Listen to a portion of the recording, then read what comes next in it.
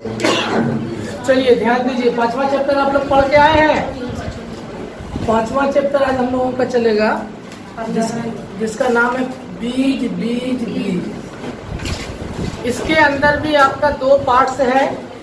एक पार्ट्स में बच्चों को सिखाया गया है कि बीजों का पार्ट के अंदर हमें क्या क्या पढ़ना है, इसको नोट कर लिया जाए। इसके अंदर हमें मुख्य रूप से बच्चों को ये जानकारी दी गई है कि बीजों का अंकुरण कैसे होता है। बीजों का अंकुरण कैसे होता है, सरल भाषा में हम बात करेंगे तो गजूर कैसे निकलता है।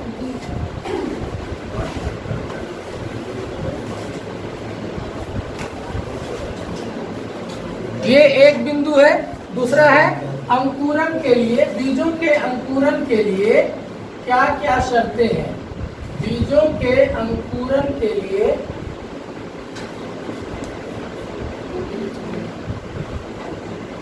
क्या क्या आवश्यक है। और तीसरी जानकारी इस पाठ के अंदर हम लोग पढ़ेंगे कि पौधे वृद्धि कैसे करते हैं। ये मुख्य रूप से तीन जानकारी इस अध्याय में है। फिर उसके बाद एक रोचक तथ्य है, रोचक ज्ञान। हर चैप्टर में हम लोग देख रहे हैं कि एक रोचक ज्ञान दिया हुआ रहता है। तो रोचक ज्ञान एक विशेष प्रकार के पौधे के बारे में दिया हुआ है जिसका नाम है नेपेंथिस। नेपेंथिस के बारे में जानकारी दी गई है कि ये नेपेंथिस जो है कैसे काम, मतलब नेपेंथिस एक पौधा है विशेष प्रकार का जिसको शिकारी पौधा के नाम से फेमस है। शिकारी पौधा, ये एक रोचक तथ्य, रोचक ज्ञान इस पाठ के अंदर आपको मिलेगा। और फिर उसके बाद एक और रोचक जानकारी आपको मिलेगी वेलक्रो के बारे में। वेलक्रो, वेलक्रो, वेलक्रो क्या होता है, इसको हम लोग अपने भाषा में कहते हैं चिरचिरी। आपके बैग में, बेल्ट में, बटन में, जूते में जो चरचरी करता है, दो कपड़ा आपस में सड़ जाता है, उसको उखाड़ते हैं। या ब्लड प्रेशर की मशीन अगर आप देखे होंगे तो ब्लड प्रेशर की मशीन में जो पैड को बांधता है, पैड को बांधने के बाद जो चिपक जाता है ना, लास्ट वाला कॉर्नर, वही को चिरचिरी कहा जा रहा है हम लोग आम भाषा में, और यहाँ की भाषा में उसको वेलक्रो कहा जाता है। तो वेलक्रो बनाने का आइडिया किसको आया, कैसे आया, एक अजीब कहानी है। उस कहानी के माध्यम से उस व्यक्ति को वेलक्रो बनाने का आइडिया आया। इस वेलक्रो की जानकारी लेंगे और फिर उसके बाद एक कविता दी गई है। एक कविता है, ये भी बहुत ही रोचक कविता है। इस कविता के अंदर बताया गया है कि बीज या पेड़ पौधे हमारे देश में कौन कौन से पौधे, कौन कौन से पेड़ हमारे देश में कहां कहां से आए हैं। एक कविता के माध्यम से हमें बताया गया है कि हमारे देश के अंदर मिर्ची कहां से आई है, बैंगन हमारे देश का ही है या विदेश से आया है, सोयाबीन कहां से आया है। तो कुछ खाद्य पदार्थों का या कुछ पौधों का जिक्र है जो हमारे देश में पहले नहीं होता था लेकिन विदेशों से होता है, मतलब विदेशों से यहाँ आया है। और एक बिंदु है जो हम लोगों ने छोड़ दिया है कि बीजों का कविता, कविता का नाम है, कविता का क्या नाम है, हाँ, कविता का हेडलाइन है आलू मिर्ची चाय जी। इसका भी स्रोत है राजेश उत्साही नाम के कवि हैं, उनके ही कविता को लिया गया है। चकमक के कहानी में, चकमक जो मैगजीन आती है बच्चों की, 2002 एडिशन में मई जून वाले माह में जो किताब छपी थी चकमक, उसी में एक कविता लिखी गई है, आलू मिर्ची चाय घी, राजेश उत्साही। ठीक है, स्रोत क्या है इसका? तो चकमक। चकमक बच्चे की कहानी की किताब है, महानामा मैगजीन है, मंथली मैगजीन है। ठीक है, कब? तो मई जून 2002 का है ये, मई जून 2002। इसके अलावा बीज एक स्थान से दूसरे स्थान तक कैसे पहुंचते हैं, इसकी भी जानकारी दी गई है कि बीज, अन्य जानकारी, बीज एक स्थान से दूसरे स्थान तक कैसे पहुंचते हैं।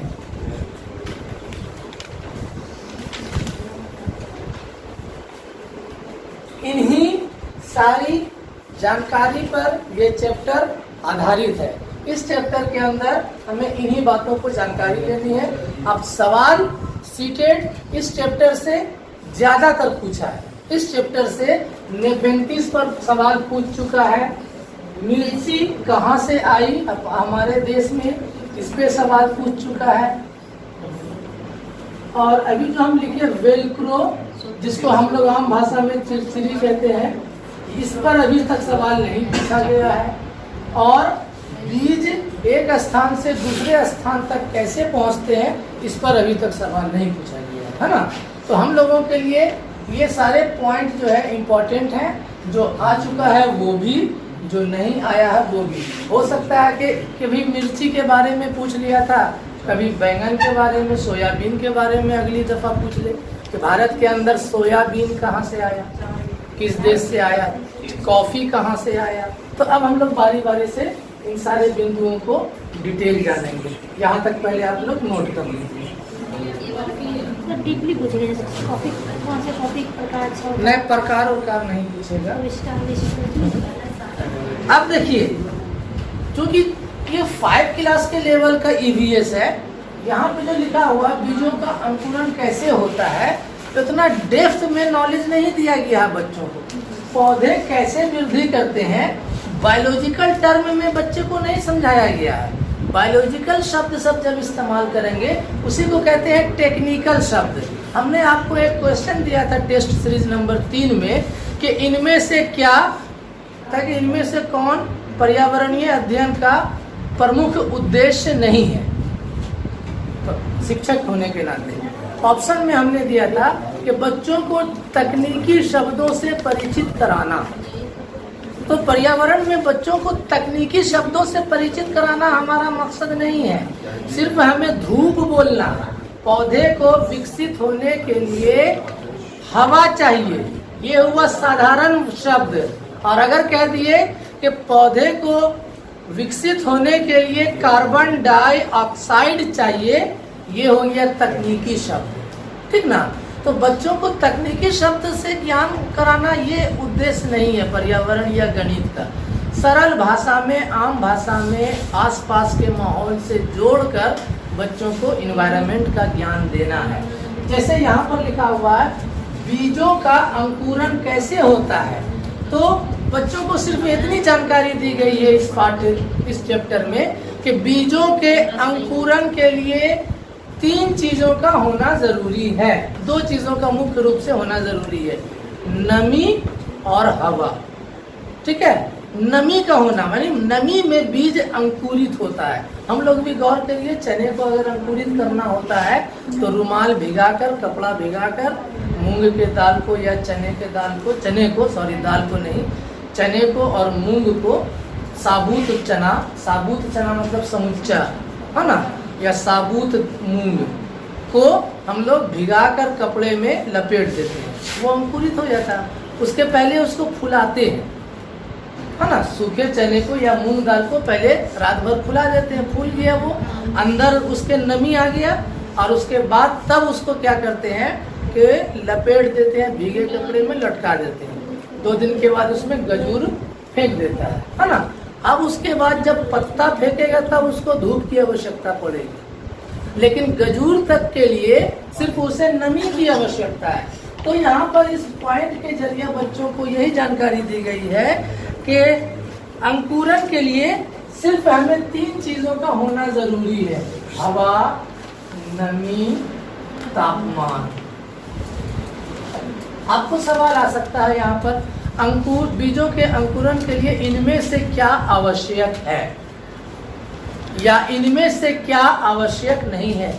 एक एक हिस्से से कहीं से भी सवाल पूछ सकता है, इस बात को याद रखिए। किसी भी पार्ट्स को इग्नोर नहीं करना है किसी चैप्टर में, है ना।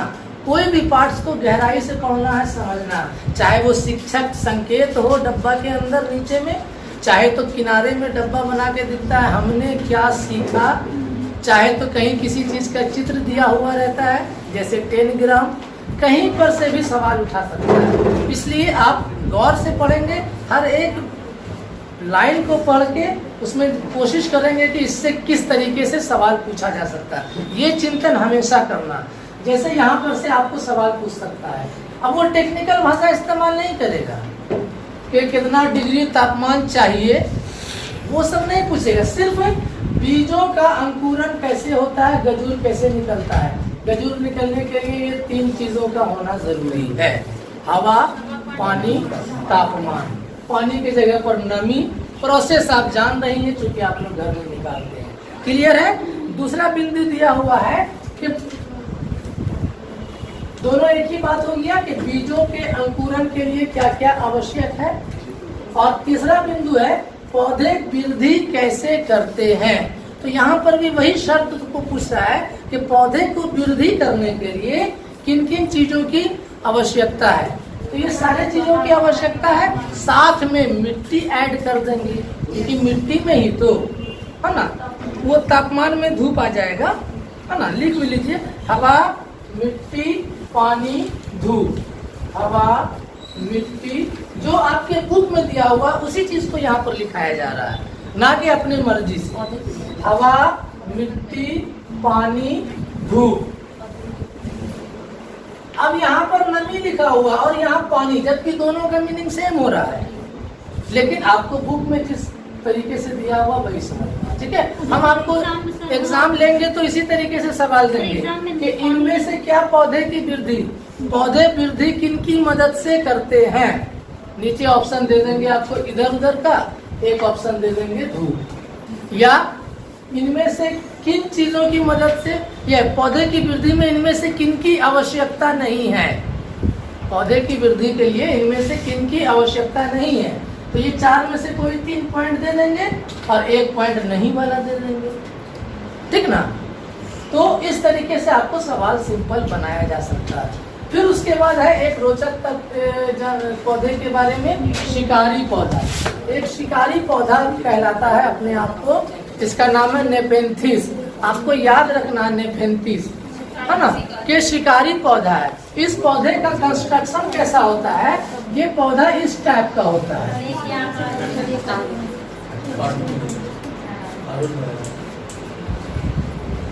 ये पौधा इस टाइप का होता है, ठीक है, इसमें रुआ रुआ होता है। इसी पौधे का नाम है नेपेंथिस।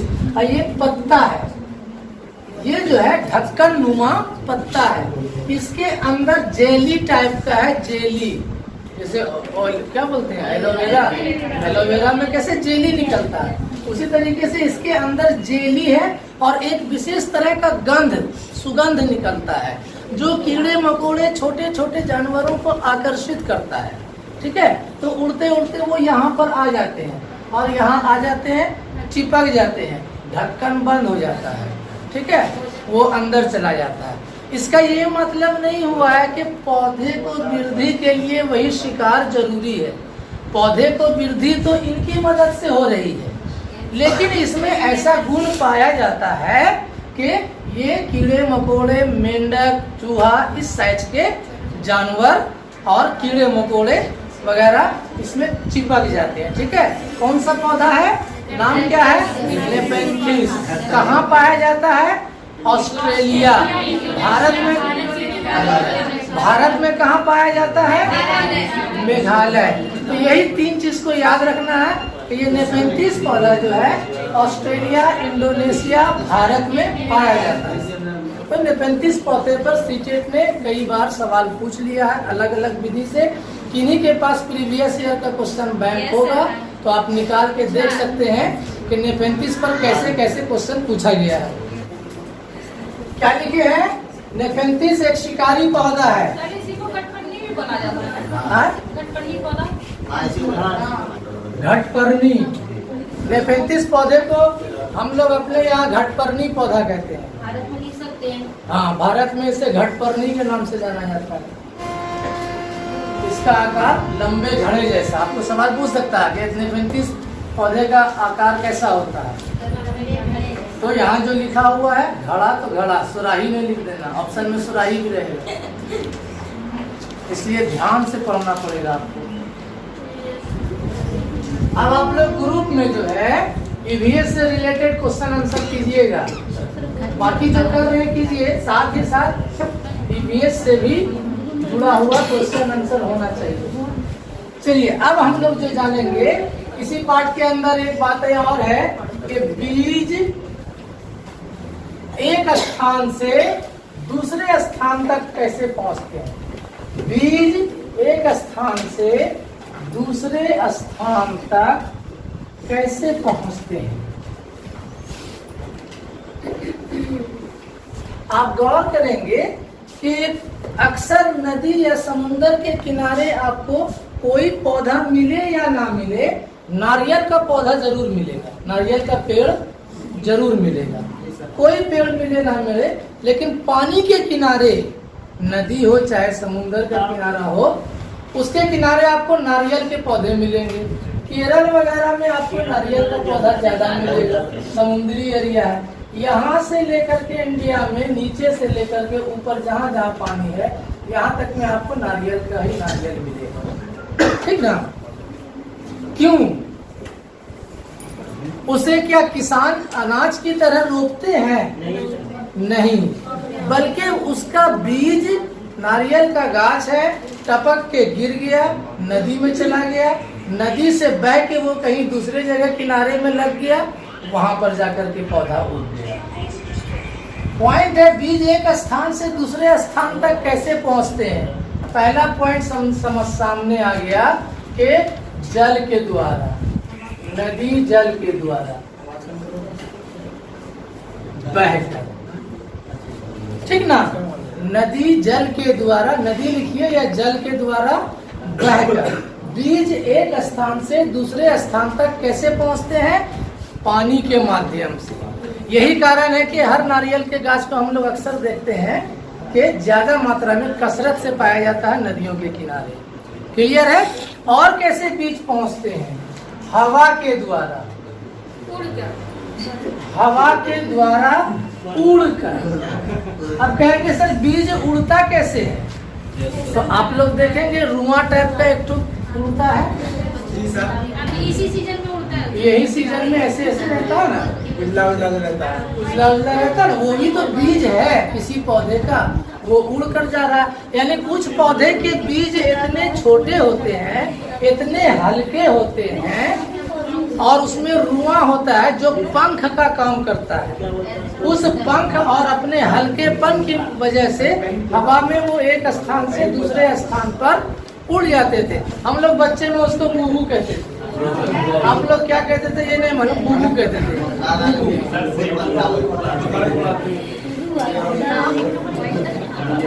और जो छात पे जो होता पीपल का सर उसी के द्वारा होता है। अब आइए और कैसे सर?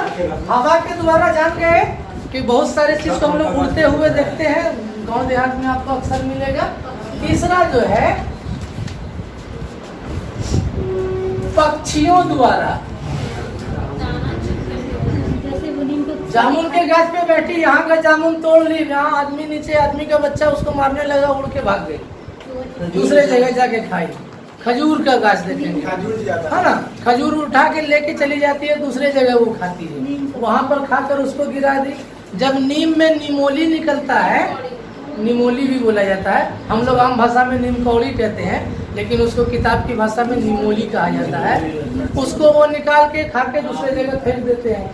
ठीक है, एक तो ये हुआ बड़े बीज की बात हुई। लेकिन अगर वो अमरूद को ठोकना मार के खा ली तो अमरूद का बीज भी उसके पेट में गया, फिर वो कहीं पर स्टूल जो पोटी जो करेगी तो वहां पर उसके स्टूल पोटी के साथ आ गया। समझिए, खाया कहीं निकाला कहीं। तो पता चला कि पक्षियों के माध्यम से भी बीज एक स्थान से दूसरे स्थान तक पहुंचते हैं। जानवरों के माध्यम से भी बीज एक स्थान से दूसरे स्थान तक पहुंचता है।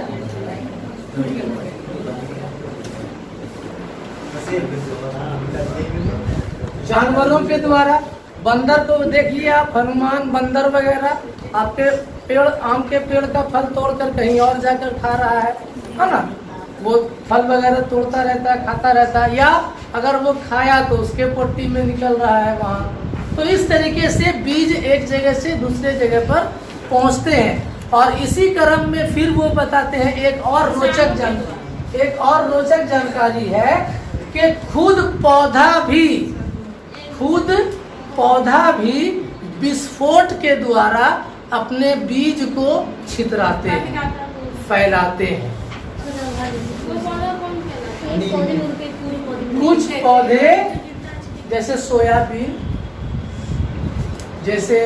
सोयाबीन है, सोयाबीन का फली देखे हैं, छिमड़ी खाए हैं ना, छिमड़िए के जैसा डिजाइन का सोयाबीन भी होता है, ठीक ना। और उसके भी इसमें रुआ होता है। सोयाबीन अंडी देखे हैं, अंडी का पौधा जब देखिएगा, जब वो सूखेगा तो फट जाता है, चट आवाज करता है। तो फटता है तो उसका अंडी का बीज इधर छितर जाता है, वो काटा जाता है, पीला फूल उसका भी छितर जाता है। सूरजमुखी देखे हैं, सूरजमुखी का भी वही स्थिति है। आप सिंपल सा आइए ना, अपना तीसी जिसको अलसी कहते हैं, तीसी चिकना है ना, अपने भाषा में चिकना कहते हैं, अलसी भी कहा जाता है और तीसी भी कहते हैं। मूंग भी, मूंग का तो बीज अपने से न फटता, क्या फटता अपने से? बीज अपने से फाड़ जाता है, गिर जाता है, इसलिए कच्चे में तोड़ना पड़ता है। कच्चे में तोड़ना पड़ता है। तो इस तरीके से जो है बहुत सारे पौधे स्वयं भी अपने बीज को फैलाते हैं दूसरी जगह, है ना, एक स्थान से दूसरे स्थान तक पहुंचाते हैं। मुख्य रूप से आपको मूंग के बारे में जिक्र नहीं है, जानकारी के लिए आप सीख लीजिए, लेकिन किताब में जोन सा एग्जाम्पल दिया है, आपको क्वेश्चन उसी पे देने का चांस ज्यादा रहता है ना। है तो बहुत सारे चीज, लेकिन हमें बहुत को नहीं करना है इकट्ठा, फिर कंफ्यूजन होगा।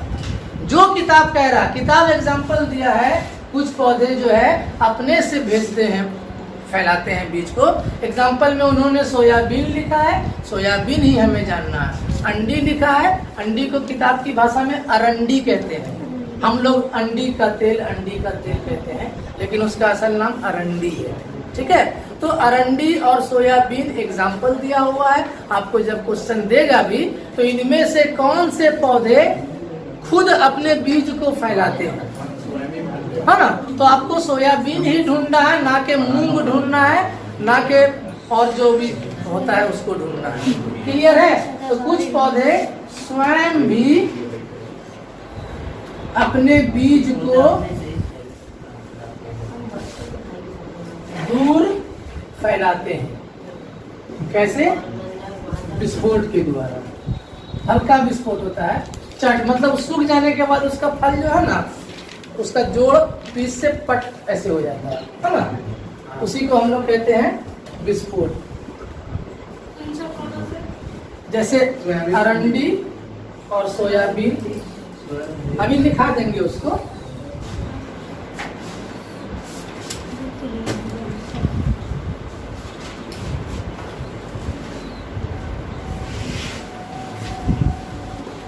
ओक एक पौधे का नाम सुनिएगा, इस बुक में नहीं, इस चैप्टर में ये ओक के बारे में नहीं लिखा हुआ। ओक के बारे में अलग से एक चैप्टर में आप पढ़िएगा, रेगिस्तानी ओक, है ना, उस पर भी सवाल आ चुका है।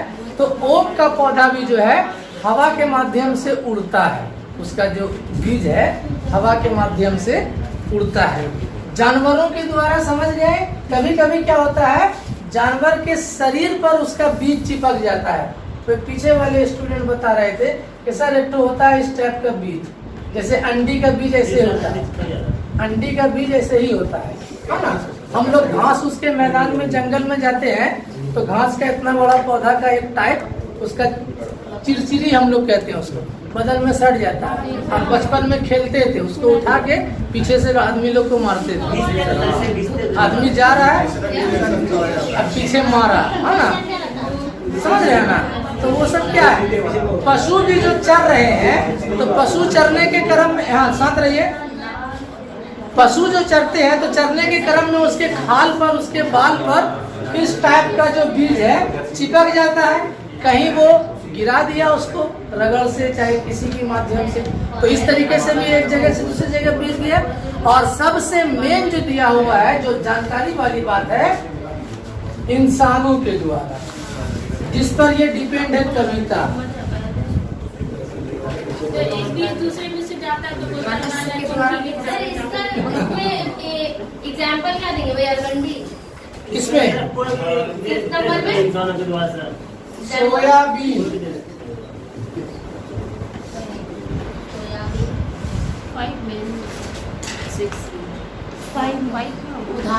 अरंडी 5 में। हवा के जरिए कौन कौन फैलता है, आग, कपास और घास का बहुत सारा बीज, सूरजमुखी, ऑर्किड, ऑर्किड भी सजावटी पौधा है, ऑर्किड भी सजावटी फूल पौधा ही है। हो गया। अब अंतिम वाला जो बिंदु हमने लिखा है, इंसानों के द्वारा, इंसान भी बीजों को या पौधे को एक स्थान से दूसरे स्थान तक ले जाते हैं। बच्चों को इस कहानी के अंदर इस तरीके से समझाया गया है कि जैसे आप कहीं घूमने गए, किसी के बागान में, किसी के बगीचे में, उसके यहाँ बगीचे में लगा फूल आपको बहुत सुंदर लग रहा है, तो आप उसका फूल तोड़ लेते हैं, चाहे बीज ले लेते हैं और अपने यहाँ बगीचे में आकर लगा देते हैं, ठीक है। या आपको खांसी हो गया है तो आप उसके यहाँ जाते हैं कि चलो हमको मुडलो सीज का पत्ता दो, हरसिंगार का पत्ता दो, वहाँ से ले आते हैं। आप उसका बीज भी ला के सोचते हैं हम भी अपने यहाँ लगा ले, है ना। तो इस तरीके से आ रहे बेटा, तो इस तरीके से जो है इंसान एक स्थान से दूसरे स्थान तक बीज को ले जाता है। इसी क्रम में आगे बताया गया है कि हमारे देश में भी एक इसी प्रकार से बहुत सारे फल सब्जी आए हैं। जैसे एग्जाम्पल में दिया हुआ है, पता है आपको मिर्ची हमारे यहाँ कहाँ से आई है, तो लिख रहा है कि पुर्तगाल के व्यापारी ने दक्षिण अफ्रीका से मिर्च को भारत लाया। इंसान के बारे में यहाँ पर एक बात गौर करना, ये तो आप जान रहे हैं कि मिर्ची दक्षिण अफ्रीका से आया, लाया दक्षिण अमेरिका से, लाया किसने, पुर्तगाल के व्यापारी ने। क्योंकि व्यापारी एक देश के सामान को दूसरे देश में बेचा करते थे, तो उनको लगा कि ये अनोखा चीज है, इंडिया में नहीं पाया जाता है, ज्यादा कीमत में मिलेगा, इसलिए जो है वो वहाँ से यहाँ से वहाँ, जैसे भारत में गरम मसाले को दूसरे देश में भेजा गया। पहले भारत में ही गरम मसाला होता था, अब दूसरे देश में, ब्रिटेन वगैरह में कैसे किया, तो यहाँ से व्यापारी ले गए। तो ये एक एग्जाम्पल दिया हुआ है, ठीक है। अब फिर उसके बाद आगे एक कविता दी गई है जिसमें कुछ प्रमुख फल या सब्जी कहाँ से इंडिया में आया, इसके बारे में इस कविता के माध्यम से दिया गया है। जिस कविता का क्या नाम है, आलू मिर्ची चाय जी। अब उस कविता को आप लोग पढ़ेंगे और पढ़ने के बाद उसमें कौन कौन से फल और सब्जी कहाँ कहाँ से आए हैं उसको खाली नोट करना, जरूरी नहीं है कविता याद करना। सिर्फ कविता के अंदर जो अलग अलग तरह के फल और सब्जियों के आने का जरिया दिया हुआ है उसको खाली आपको याद रख लेना है। जैसे कि मूंगफली, आलू, अमरूद, टमाटर, मूंगफली, आलू, अमरूद, टमाटर, ये सब एक देश से आए हैं। उसी प्रकार से भिंडी और कॉफी,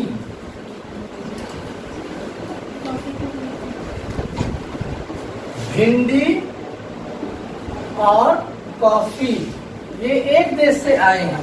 फिर गोभी और मटर, गोभी और मटर ये भी एक अन्य देश से आए हैं। और सोयाबीन, टमाटर चाय वो लगा दो ना। सोयाबीन,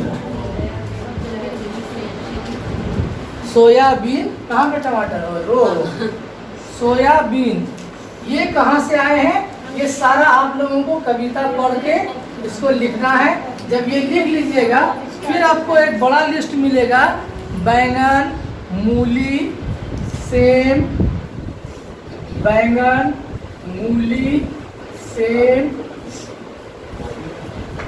करेला, आम, संतरा, करेला, आम, संतरा, बैर, केला, पालक, बैर, केला, पालक, परवल, टिंडा और भिंडी। परवल, टिंडा और भिंडी ये इतने से चीज कहाँ है इसका आपको लिखना है, ठीक है? तो आपको पता चलेगा कि ये सर अपना है, भारत की पैदाइश। तो इसलिए इसको याद करने की आवश्यकता नहीं है। सिर्फ आपको याद करना है इतने सी लिस्ट को, क्योंकि सवाल में आपको यहीं पर से आएगा कि भिंडी अपने देश में कहाँ से आया, ये आपको याद रखना है। सोयाबीन अपने देश में कहाँ से आया ये याद रखना। कॉफी,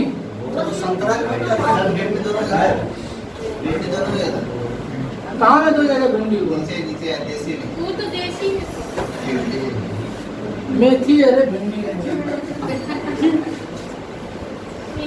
मेथी। टिंडा क्या होता है देख लीजिएगा।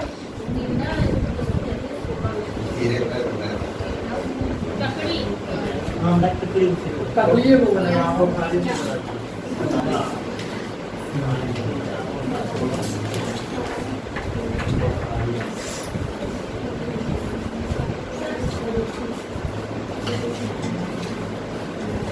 इतने को याद रख लेंगे, बाकी जितना चीजें सब हमारा स्वदेशी है, ऐसे याद करना, ठीक है? अभी तक जो है मिर्ची पर सवाल पूछ चुका है, मिर्ची लिख लीजिए, एक जगह मिर्ची भी लिख लीजिए कहीं पर।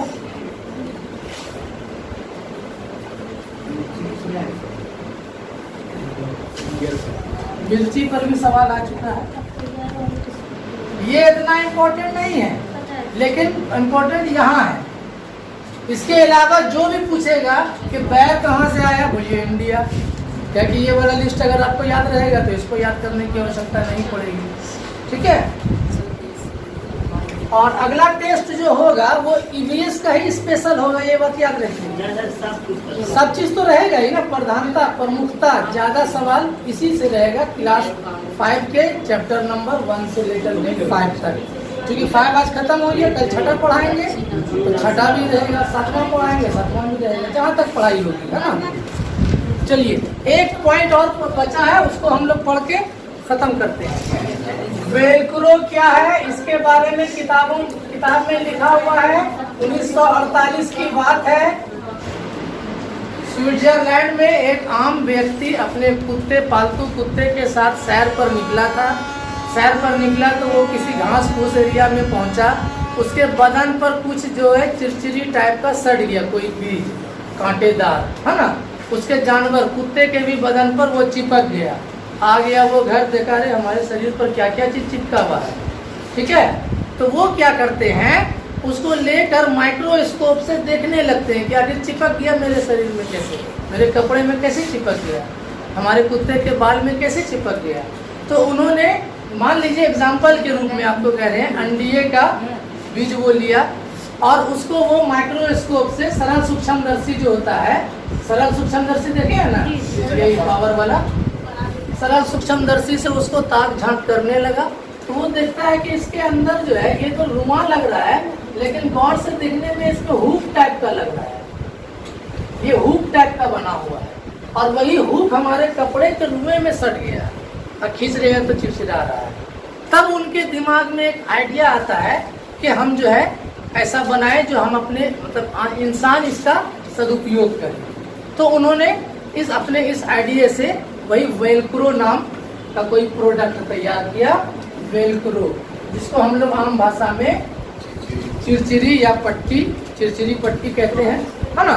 इसका इस्तेमाल हम लोग बेल्ट, बच्चे के बेल्ट में या कपड़े में या बैग में या जूते में, है ना, या ब्लड प्रेशर वाली मशीन के बेल्ट में, या कमर बेल्ट जो आता है कमर दर्द को छुड़ाने के लिए, कमर बेल्ट में वो जो हम इस्तेमाल करते हैं उसी को हम लोग वेलक्रो कहते हैं। तो यहाँ पर सीखने को क्या मिला कि प्रकृति से, पर्यावरण से उन्होंने कुछ सीखा। पर्यावरण से भी हमें तरह तरह का आइडिया मिलता है। तो बच्चों को हम उत्साहित कर सकते हैं कि आप भी प्रकृति से कुछ प्रेरणा लेकर नए आइडियाज डेवलप कर सकते हैं। यही कहानी थी। इसके अंदर जो बातें थी मुख्य रूप से आपको बता दिया गया है। इस चैप्टर को आप भी अपने स्तर से पढ़ें।